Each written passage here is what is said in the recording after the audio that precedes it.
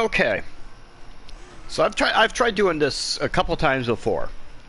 Uh, Here's what happened. A while ago, I spoke to a friend I've known for years and years and years. I was just kind of telling him I had started streaming, and he said he was going to check out the stream and some of my YouTube videos specifically, I believe.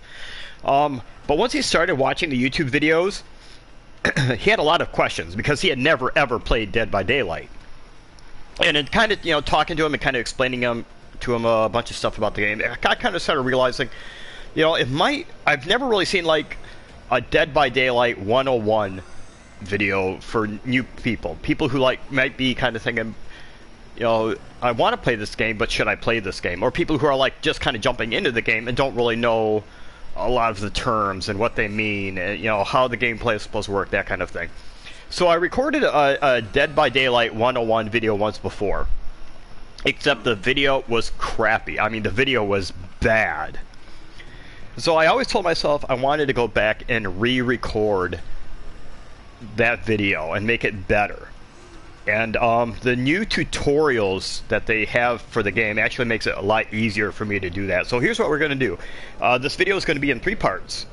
What we're going to do is, in this video, the video you're watching right now, we're going to have just kind of a basic discussion of some of the terms and some of the very basic gameplay video.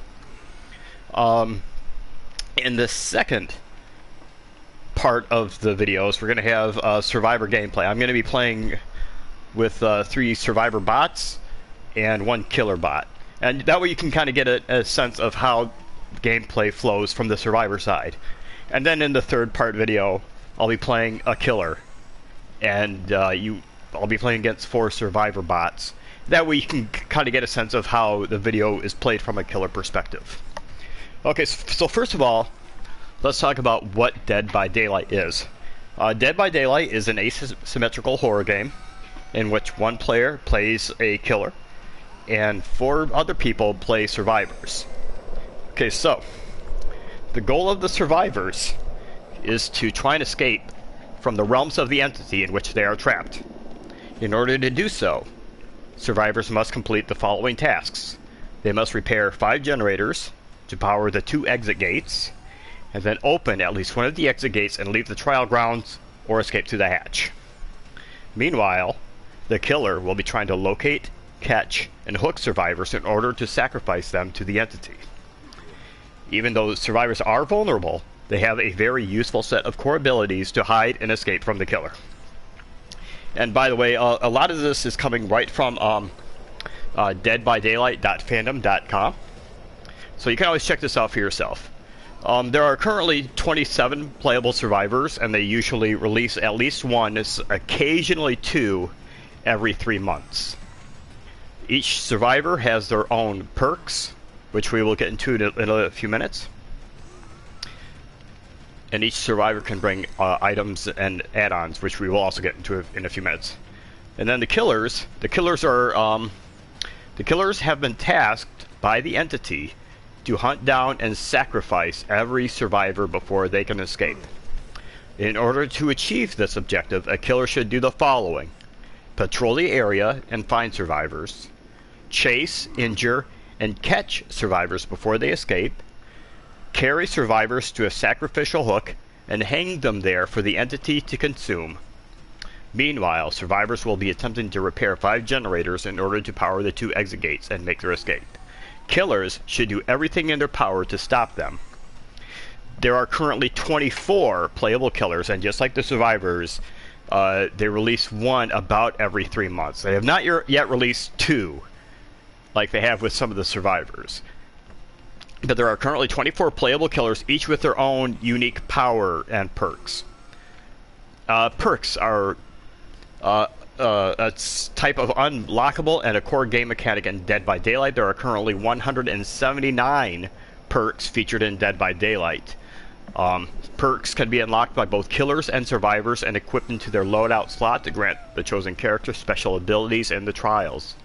Each perk comes with 3 variants of itself, referred to as perk tiers, indicated by markings on the top right side of their icon and by their rarity. Higher tiered perks are generally stronger than their lower tiered variants and grant the character either more or improved benefits. And purchasing a perk's next tier from the Blood Web will replace the previous tier completely. The Blood Web, as I just mentioned, is a metaphysical concept within the world of Dead by Daylight which can be accessed by both survivors and killers through their thought and sleep patterns. Aside from chests, it is the only possible way in the game to get unlockables by purchasing nodes, which cost blood points, which is the currency that you earn by playing during the matches.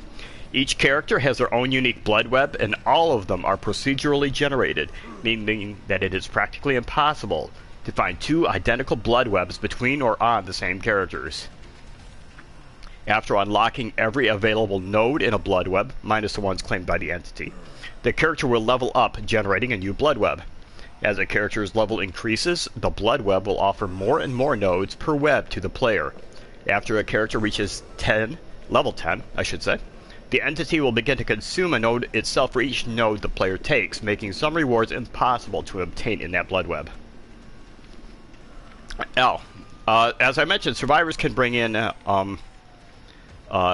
items into the game. That includes flashlights, toolboxes, medkits, that sort of thing. Those are tools that can be used to help them survive in the trials.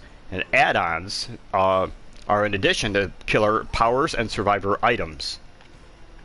Add-ons boost specific aspect of a killer's power and a survivor's item when equipped. Players can equip up to 2 add-ons at the same time. However, it is not possible to equip the same add-on twice. Add-ons are single-use only and generally lost after a trial. And in the meantime, offerings are burnt at the campfire and thus offered to the entity unless there are offerings that conflict with each other. What offerings do is offerings are used to influence the entity in how it will shape the map or grant a special ability or reward. So there are plenty of things that both killers and survivors can do before each match to influence how a game will be played and how successful each person may be at it.